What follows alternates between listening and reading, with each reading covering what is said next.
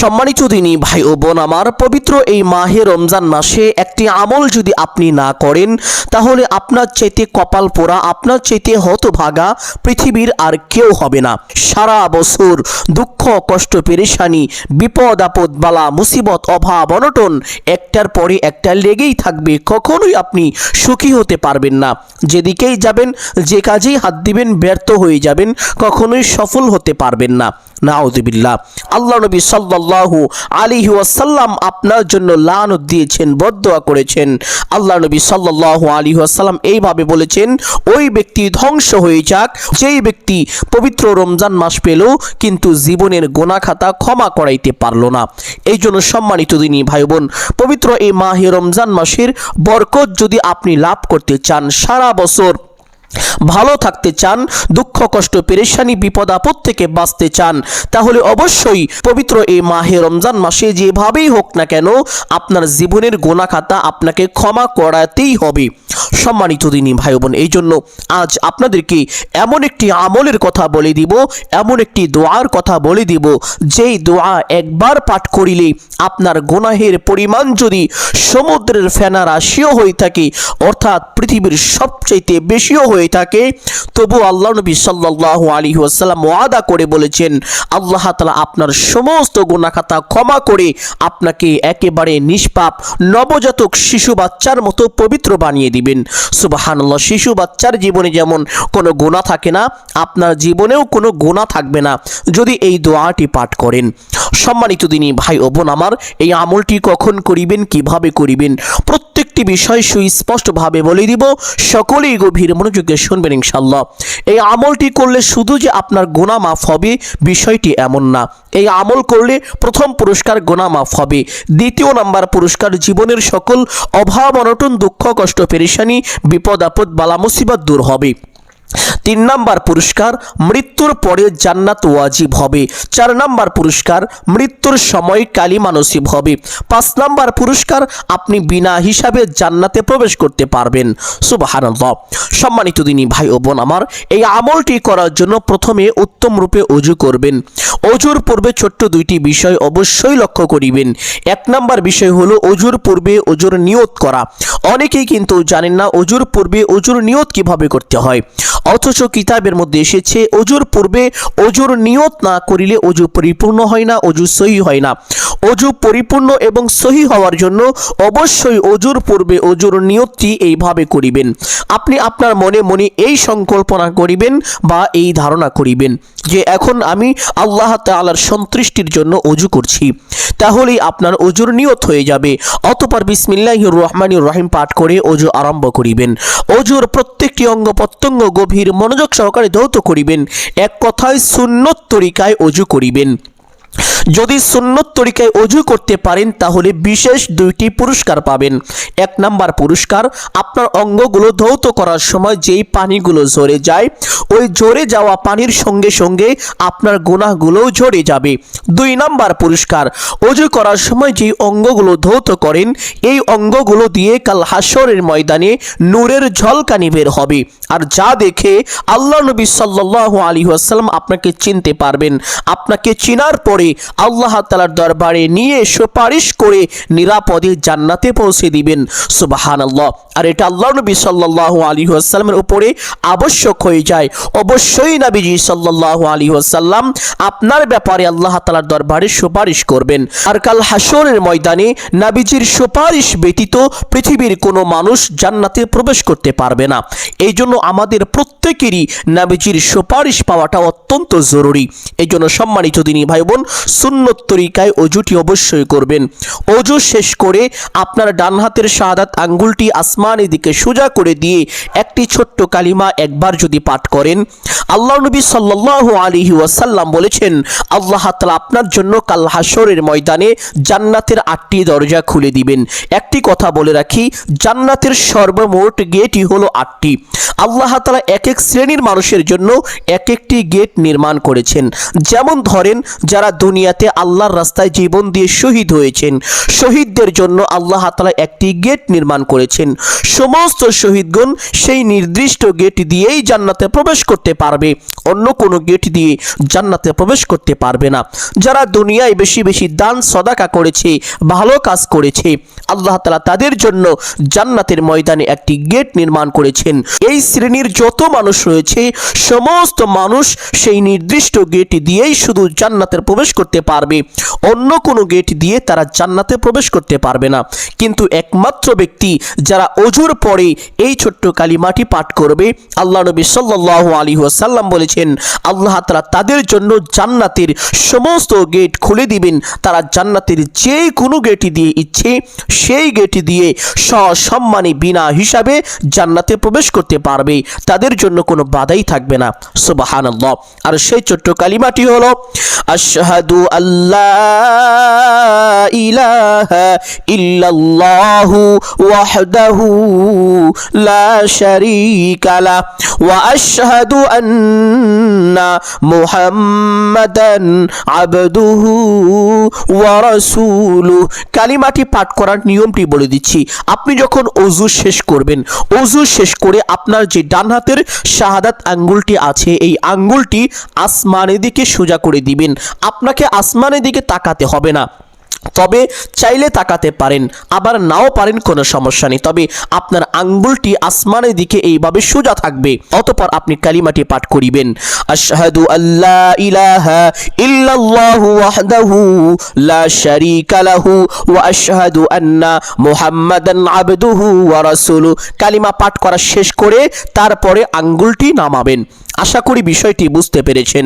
সম্মানিত দিনী ভাই ও বোন আমার, কালিমাটি পাঠ করা শেষ করে একটি পবিত্র স্থানে চলে যাবেন, গিয়ে কিবলামুখী হয়ে দাঁড়িয়ে আল্লাহ তাআলার সন্তুষ্টির জন্য 2 রাকাত বিশেষ নফল নামাজ পড়বেন। এই নামাজের মধ্যে একটি বিশেষ দোয়া পাঠ করবেন, যেই দোয়া পাঠ করিলে আল্লাহ তাআলা আপনাকে বিশেষ 3টি পুরস্কার দিবেন। 1 নাম্বার পুরস্কার, জীবনের গুনাহখাতা ক্ষমা করে দিবেন। 2 নাম্বার পুরস্কার, আল্লাহ তাআলা আপনার উপরে প্রচুর পরিমাণ দয়া করিবেন। 3 নাম্বার পুরস্কার, আল্লাহ তাআলা আপনাকে প্রচুর পরিমাণ রিজিক দান করিবেন। দুনিয়ার সকল প্রকার কষ্ট থেকে আপনাকে নিজ কুদরতি হাতে হেফাজত করবেন এবং যেদিকেই যাবেন আল্লাহ তাআলা আপনাকে সফলতা দান করিবেন। সুবহানাল্লাহ। সম্মানিত দিনী ভাই ও বোন, যখন কোনো বান্দা কোনো বান্দি এই নামাজের সেজদায় মাথা রেখে সেজদার তাসবিহ পাঠ করে, আসমান জমিন পর্যন্ত কাঁপতে থাকে আর আল্লাহ তাআলার কাছে দোয়া করতে থাকে। জমিন এইভাবে বলতে থাকেন, হে আল্লাহ, আমি আর সহ্য করতে পারছি না, আপনি আপনার এই বান্দা বা এই বান্দিকে ক্ষমা করে দিন। সুবহানাল্লাহ। যতক্ষণ না ক্ষমা করা হয় ততক্ষণ পর্যন্ত তারা কাঁপতে থাকে আর দোয়া করতে থাকে। সম্মানিত দিনী ভাই ও বোন আমার, এই নামাজ কিভাবে পড়বেন, কোন কোন সূরা দিয়ে পড়বেন, এই নামাজের নিয়ত কিভাবে করবেন, এই নামাজের মধ্যে কখন কোন দোয়া কতবার পাঠ করিবেন এবং বিশেষ দোয়াটি কখন কতবার পাঠ করিবেন, প্রত্যেকটি বিষয় সুস্পষ্টভাবে বলে দিব। সকলেই গভীর মনোযোগে শুনবেন ইনশাআল্লাহ।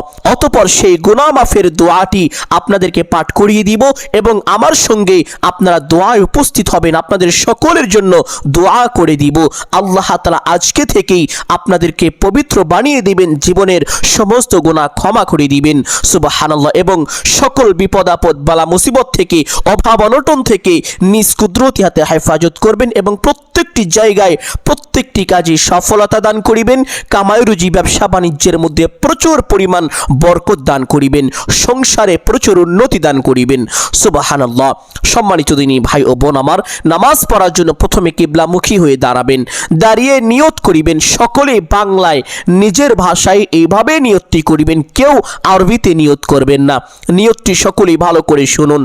আমি কিবলামুখী হয়ে আল্লাহ তাআলার সন্তুষ্টির জন্য 2 রাকাত বিশেষ নফল নামাজ পড়িতেছি। নিয়তটি ভালো করে শুনুন।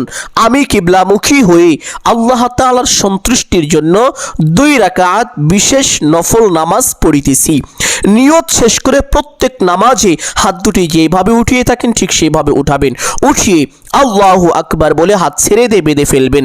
বাঁধার পরে সানা পাঠ করিবেন একবার এইভাবে, সুবহানাকাল্লাহুম্মা ওয়া বিহামদিকা ওয়া তাবারাকা ইসমুকা ওয়া তাআলা জাদ্দুকা ওয়া লা ইলাহা গায়রুক। অতঃপর একবার আউযু বিল্লাহ এবং বিসমিল্লাহ পাঠ করিবেন এইভাবে, আউযু বিল্লাহি মিনাশ শাইতানির রাজিম, বিসমিল্লাহির রহমানির রহিম। অতঃপর সূরাতুল আল ফাতিহা শুরু থেকে শেষ পর্যন্ত একবার এইভাবে পাঠ করিবেন। আলহামদুলিল্লাহি রাব্বিল আলামিন, আর রহমানির রহিম, মালিকি ইয়াউমিদ্দিন, ইয়াকা না'বুদু ওয়া ইয়াকা নাস্তাঈন, ইহদিনাস সিরাতাল মুস্তাকিম, সিরাতাল লাযীনা আন'আমতা আলাইহিম, গায়রিল মাগদুবি আলাইহিম ওয়ালাদ-দাল্লিন। অতঃপর একবার বলবেন আমিন। অতঃপর বলবেন বিসমিল্লাহির রহমানির রহিম। অতঃপর যেহেতু এটা প্রথম রাকাত, চেষ্টা করিবেন আয়াতুল কুরসি পাঠ করার জন্য। সর্বশ্রেষ্ঠ সবচাইতে দামি আয়াত হলো আয়াতুল কুরসি। তবে আপনি যদি আয়াতুল কুরসি না পারেন তাহলে প্রথম রাকাতে যে কোনো একটি সূরা পাঠ করিতে পারেন, কোনো সমস্যা নেই। আপনাদের বোঝানোর জন্য আমি ছোট্ট একটি সূরা পাঠ করছি। ইযা জাআ নাসরুল্লাহি ওয়াল ফাতহু ওয়া রাআইতান নাসা ইয়াদখুলুনা ফি দীনিল্লাহি আফওয়াজা ফাসাব্বিহ বিহামদি রাব্বিকা ওয়াস্তাগফিরহু ইন্নাহু কানা তাওয়াবা। আপনি চাইলে এই সূরাটিও পাঠ করতে পারেন অথবা যে কোনো একটি সূরা পাঠ করা শেষ করে আল্লাহু আকবার বলে রুকুতে চলে যাবেন। রুকুতে গিয়ে রুকুর তাসবিহ পাঠ করিবেন কমপক্ষে 3 বার এইভাবে, সুবহানা রাব্বিয়াল আযীম। আপনি চাইলে এই তাসবিহ 5 বার অথবা 7 বার পাঠ করিতে পারেন। তাসবিহটি পাঠ করা শেষ করে সামি আল্লাহু লিমান হামিদা বলে সোজা হবেন। সোজা হওয়ার পরে একটি ছোট্ট দোয়া পাঠ করিবেন একবার এইভাবে, রব্বানা লাকাল হামদ। অতঃপর আরেকটি ছোট্ট দোয়া পাঠ করিবেন, যেই দোয়ার ব্যাপারে পবিত্র হাদিসের মধ্যে এসেছে এক সাহাবী রাদিয়াল্লাহু তাআলা আনহু তিনি এই দোয়াটি পাঠ করেছিলেন। আল্লাহ নবী সাল্লাল্লাহু আলাইহি ওয়াসাল্লাম দেখতে পারলেন সাহাবী যখন এই দোয়াটি পাঠ করছেন, আল্লাহ তাআলা তার উপরে এতটাই বেশি খুশি হয়েছেন, এতটাই সন্তুষ্টি হয়েছেন যে ফেরেশতাদের মাঝে প্রতিযোগিতা শুরু হয়ে গিয়েছে কোন ফেরেশতা তার জন্য কত বেশি নেকি লিখতে পারে। সুবহানাল্লাহ। নবীজি সাল্লাল্লাহু আলাইহি ওয়াসাল্লাম অবাক হয়ে গেলেন, আশ্চর্য হয়ে গেলেন, কি এমন দোয়া, কি এমন বাক্য সাহাবী পাঠ করেছে। নামাজ শেষে সাহাবীকে ডাকলেন, জিজ্ঞেস করলেন, ও আমার সাহাবী, তুমি নামাজের মধ্যে আজকে কি এমন বাড়তি শব্দ পাঠ করেছো? সাহাবী ভয় পেয়ে গেলেন যে আমি কি কোনো মারাত্মক ভুল করে ফেললাম, আল্লাহ কি আমার উপরে নারাজ হয়ে গেলেন নাকি? এই চিন্তা করতে লাগলেন আর কাঁপতে লাগলেন। নবীজি সাল্লাল্লাহু আলাইহি ওয়াসাল্লাম সাহাবীর এই অস্থিরতা দেখে সাহাবীকে বললেন, ও আমার সাহাবীরা শোনো, আমি যা দেখি তোমরা তা দেখো না, আমি যা শুনি তোমরা তা শোনো না। তুমি নামাজের মধ্যে যখন ওই বাড়তি শব্দগুলো পাঠ করতেছিলে, আল্লাহ তাআলা তোমার উপরে এতটাই সন্তুষ্টি হয়েছেন, এতটাই বেশি খুশি হয়েছেন যে ফেরেশতাদের মাঝে প্রতিযোগিতা শুরু হয়ে গিয়েছিল কোন ফেরেশতা তোমার জন্য কত বেশি নেকি লিখতে পারে। সুবহানাল্লাহ। আর সেই ছোট্ট দোয়াটি হলো হামদান কাসীরান তাইয়িবান মুবারাকান ফি। এই দোয়াটা আমরা অনেকেই পারি, কিন্তু এই দোয়ার ফজিলত সম্পর্কে না জানার কারণে আমরা এই দোয়াটি পাঠ করতে অবহেলা করে থাকি। সম্মানিত দিনী ভাই বোন, আজকে যেহেতু এই দোয়ার ফজিলত সম্পর্কে জানতে পেরেছেন, তাই আমি আশাবাদী সকলেই নামাজের মধ্যে এই দোয়াটি অবশ্যই পাঠ করিবেন। আর যদি একান্তই দোয়াটি পাঠ করিতে না পারেন, মুখস্থ না থাকে, তাহলে পাঠ করতে হবে না, কোনো সমস্যা নেই। একটু সময় দাঁড়িয়ে অপেক্ষা করিবেন, অতঃপর আল্লাহু আকবার বলে সিজদায় চলে যাবেন।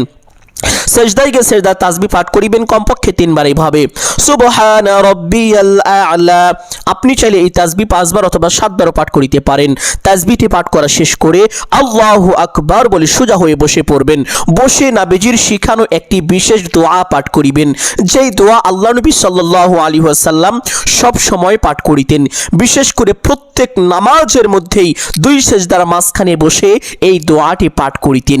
সম্মানিত দিনী ভাই বোন, এই দোয়া পাঠ করলে বিশেষ 3টি পুরস্কারের কথা আপনাদেরকে আগেই বলে দিয়েছি। 1 নম্বর পুরস্কার, জীবনের গুনাহ খাতা ক্ষমা হবে।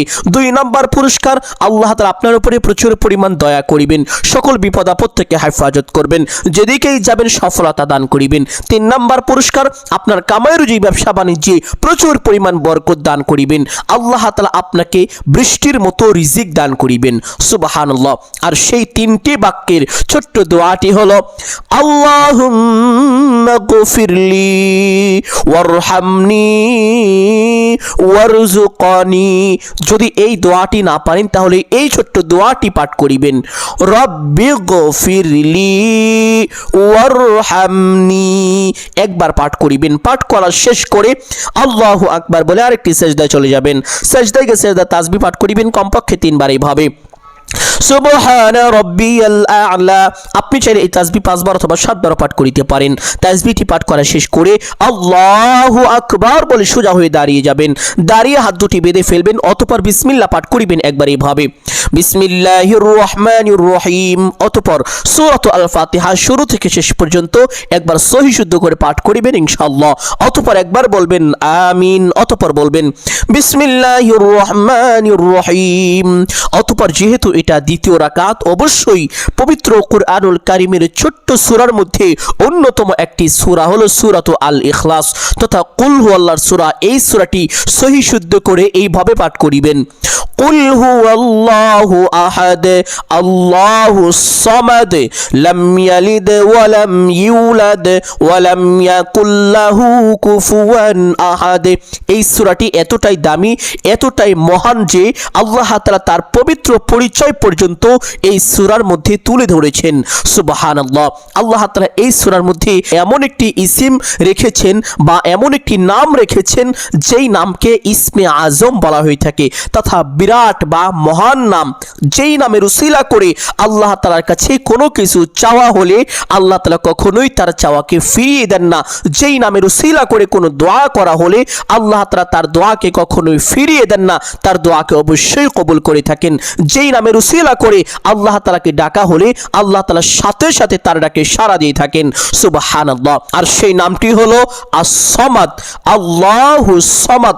এই সামাদ নামকেই হাদিসের ভাষায় ইসমে আজম বলা হয়ে থাকে। সুবহানাল্লাহ।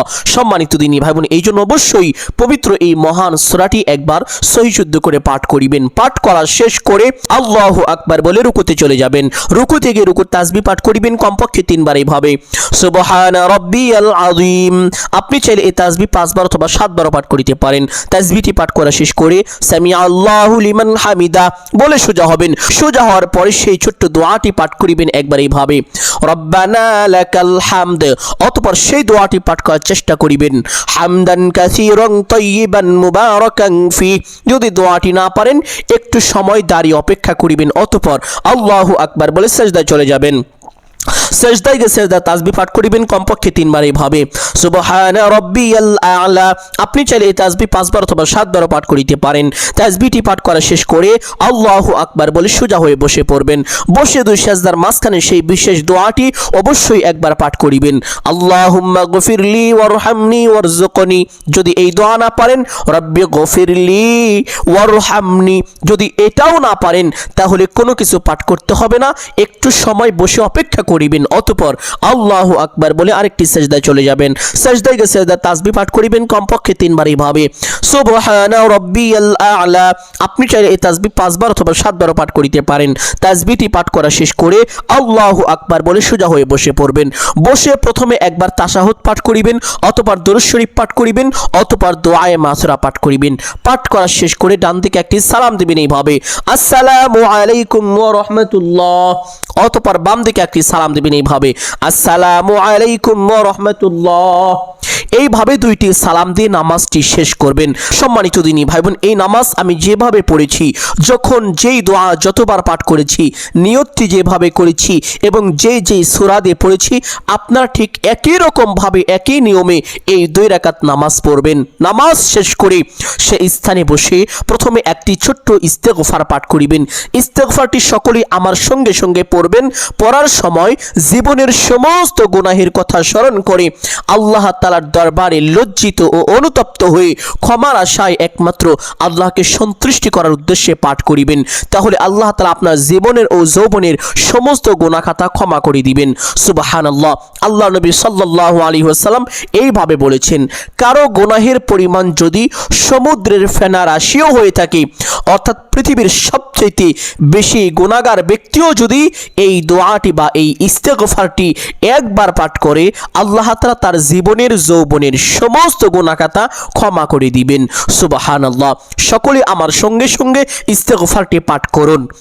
আল্লাহুম্মা আনতা রব্বি লা ইলাহা ইল্লা আনতা খলাকতানি ওয়া আনা আবদুকা ওয়া আনা আলা আহদিকা ওয়া ওয়া'দিকা মাস্তাতা'তু আউযু বিকা মিন শাররি মা সানা'তু আবুউ লাকা বিনি'মাতিকা আলাইয়া ওয়া আবুউ বিযামবি ফাগফিরলি ফাইন্নাহু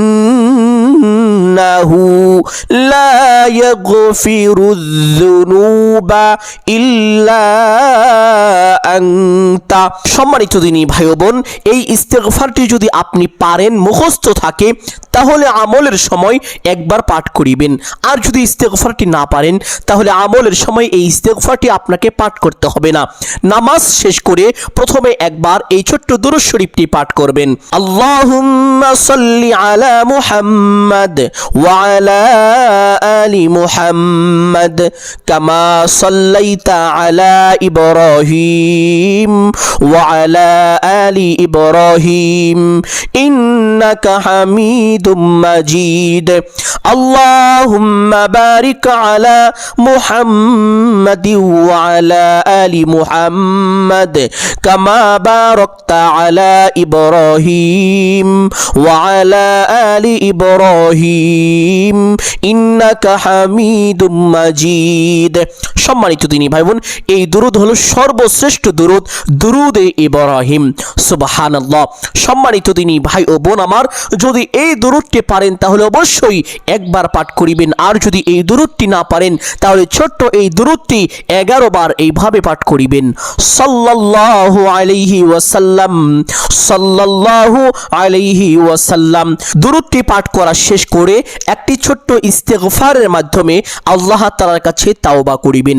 আল্লাহ তাআলা পবিত্র কুরআনুল কারীমের মধ্যে বলেছেন, ইয়া আইয়ুহাল্লাযীনা আমানু তুবু ইলাল্লাহি তাওবাতান নাসুহা।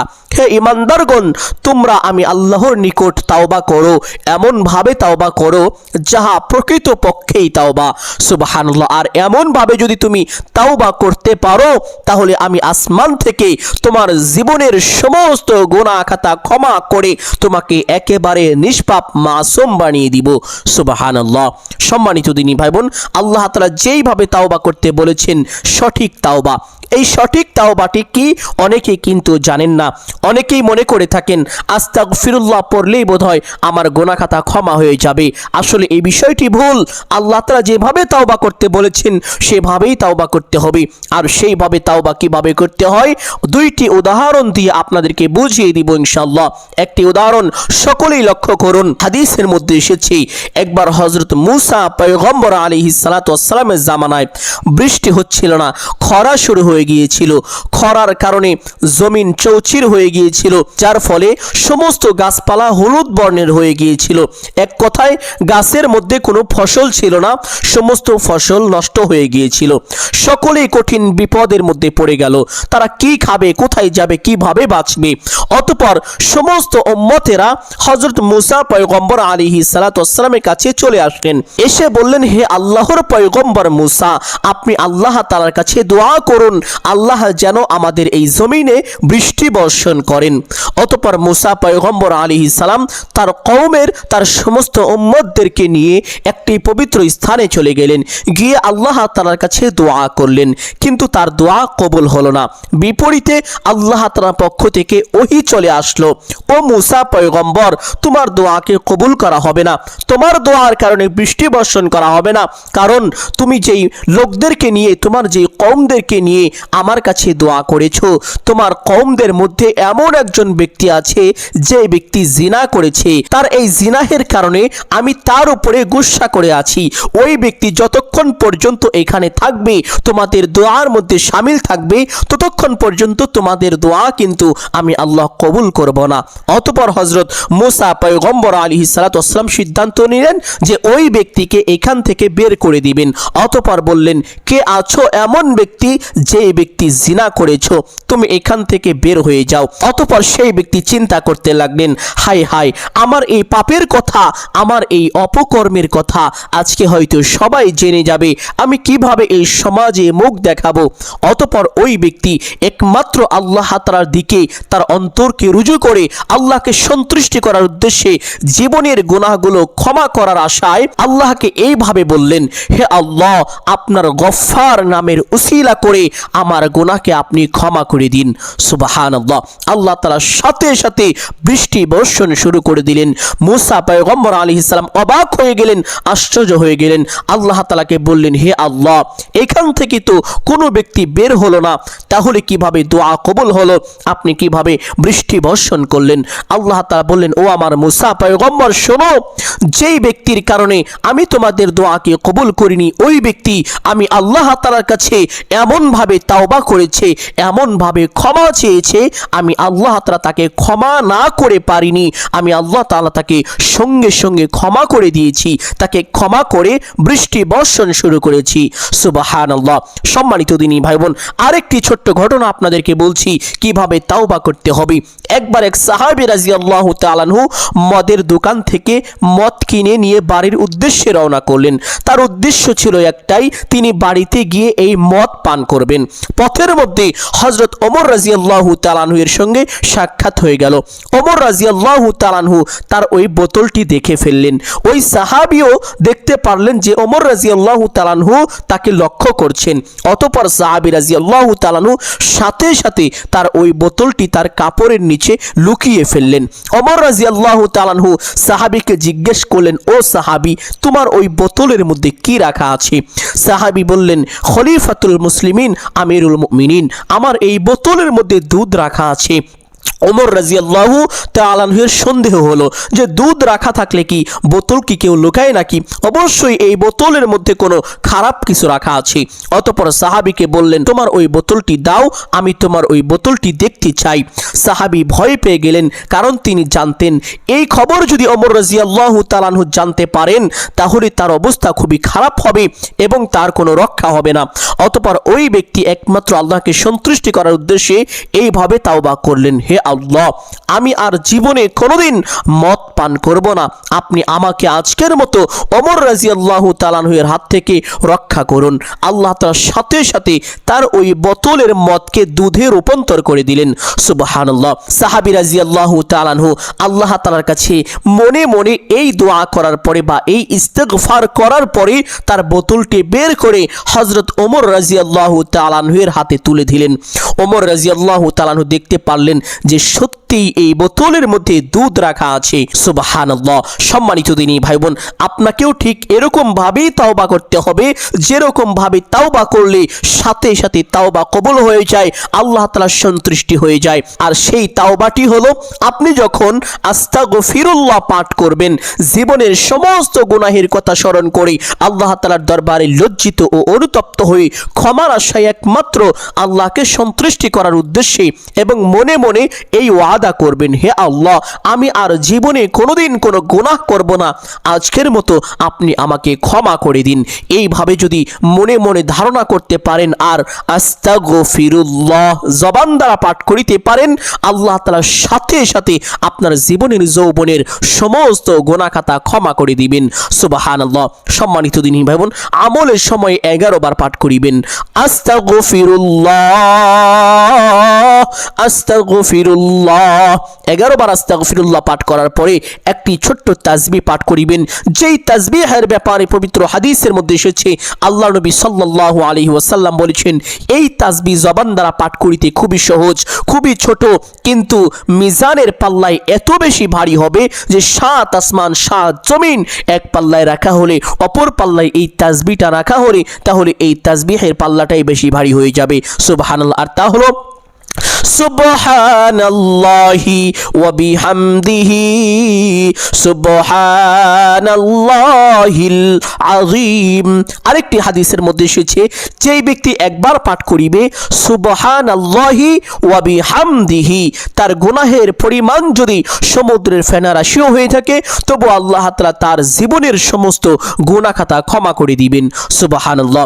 ছোট্ট এই তাসবিহটা 11 বার পাঠ করিবেন এইভাবে। প্রথমে সুবহানাল্লাহি ওয়া বিহামদিহি সুবহানাল্লাহি ওয়া বিহামদিহি সুবহানাল্লাহি ওয়া বিহামদিহি 11 বার পাঠ করার পরে এইভাবে পাঠ করিবেন, সুবহানাল্লাহি ওয়া বিহামদিহি সুবহানাল্লাহিল আযীম সুবহানাল্লাহি ওয়া বিহামদিহি সুবহানাল্লাহিল আযীম।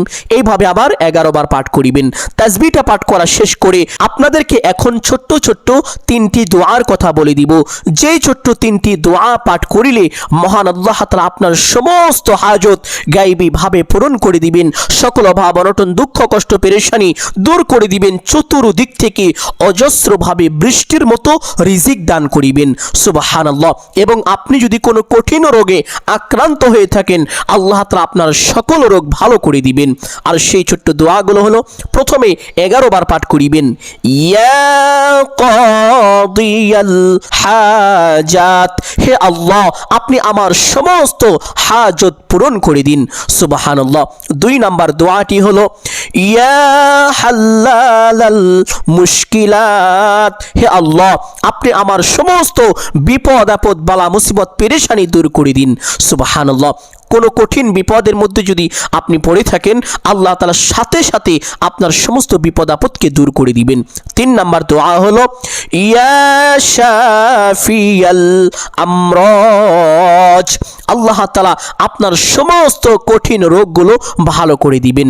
অতঃপর একটি ছোট্ট দোয়া পাঠ করিবেন, ইয়া আরহামার রাহিমিন।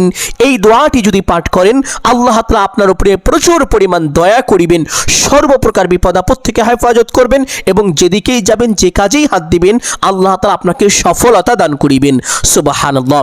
ছোট্ট ছোট্ট এই 4টি বিশেষ দোয়া পাঠ করার পরে নবীজির শিখানো গুনাহ মাফের একটি বিশেষ দোয়া পাঠ করিবেন। যেই দোয়াটি শবে কদরের রাতে একবার যদি পাঠ করেন, মহান আল্লাহ তাআলা আপনার জীবনের সমস্ত গুনাহ খাতা ক্ষমা করে দিবেন। এই দোয়াটি এতটাই গুরুত্বপূর্ণ শবে কদরের রাতের জন্য যে হাদিসের মধ্যে এসেছে, একবার আম্মাজান আয়েশা রাদিয়াল্লাহু তাআলা আনহা আল্লাহ নবী সাল্লাল্লাহু আলাইহি ওয়াসাল্লামকে জিজ্ঞেস করলেন, ইয়া রাসূলুল্লাহ সাল্লাল্লাহু আলাইহি ওয়াসাল্লাম, আমি যদি জানতে পারি যে শবে কদরের রাত কবে, বা শবে কদরের রাত আমি যদি পাই, তাহলে সেই রাতে কোন দোয়া পাঠ করিব? আল্লাহ নবী সাল্লাল্লাহু আলাইহি ওয়াসাল্লাম তখন এই দোয়ার কথা বলেছিলেন। আর সেই দোয়াটি হলো, আল্লাহুম্মা ইন্নাকা আফুউন তুহিব্বুল আফওয়া ফাআফু আন্নি, আল্লাহুম্মা ইন্নাকা আফুউন তুহিব্বুল আফওয়া ফাআফু আন্নি। সম্মানিত দিনী ভাই বোন, শবে কদরের রাতে এই বিশেষ দোয়াটি বেশি বেশি পাঠ করিবেন, আর আমলের সময় কমপক্ষে 11 বার পাঠ করিবেন। দোয়াটি পাঠ করা শেষ করে একবার আবার সেই শ্রেষ্ঠ দুরূদ শরীফটি পাঠ করবেন, আল্লাহুম্মা সাল্লি আলা মুহাম্মদ ওয়া আলা আলি মুহাম্মদ কামা সাল্লাইতা আলা ইব্রাহিম ওয়া আলা আলি ইব্রাহিম ইন্নাকা হামিদুম মাজিদ, আল্লাহুম্মা বারিক আলা মুহাম্মদ ওয়া আলা আলি মুহাম্মদ কামা বারাকতা আলা ইব্রাহিম ওয়া আলা আলি ইব্রাহিম ইন্নাকা হামিদুম মাজিদ। অতঃপর দোয়া মুনাজাত করিবেন এইভাবে, আলহামদুলিল্লাহি রাব্বিল আলামিন ওয়াসসালাতু ওয়াসসালামু আলা সাইয়্যিদিল আম্বিয়া ওয়াল মুরসালিন। এই 2টি বাক্য বলার পরে আপনার যা কিছু প্রয়োজন সমস্ত কিছু আল্লাহ তাআলার কাছে চাইবেন। চাওয়া শেষ করে একবার বলবেন, হে আল্লাহ, আপনার হাবিবের উসিলা করে আমার দোয়া মুনাজাত কবুল আর মঞ্জুর করে নিন। অতঃপর 3 বার বলবেন আমিন আমিন আমিন বিরহমাতিকা ইয়া আরহামার রাহিমিন। মুনাজাত শেষ করে একবার পড়বেন সাল্লাল্লাহু আলাইহি ওয়াসাল্লাম। সম্মানিত দিনী ভাই ও বোন আমার, আমি আশা করছি আজকের এই আমলটি আপনাদের সকলের জন্য অত্যন্ত গুরুত্বপূর্ণ এবং উপকারী ছিল। অতএব সকলকে বলবো সদকায়ে জারিয়ার উদ্দেশ্যে কমপক্ষে একটি হলেও ভিডিওটি শেয়ার করে দিবেন। যদি আলোচনাটি ভালো লাগে অবশ্যই ভিডিওতে একটি লাইক করবেন, কমেন্টে আপনার মতামতটি জানিয়ে দিবেন। আসসালামু আলাইকুম ওয়া রাহমাতুল্লাহি ওয়া বারাকাতুহু।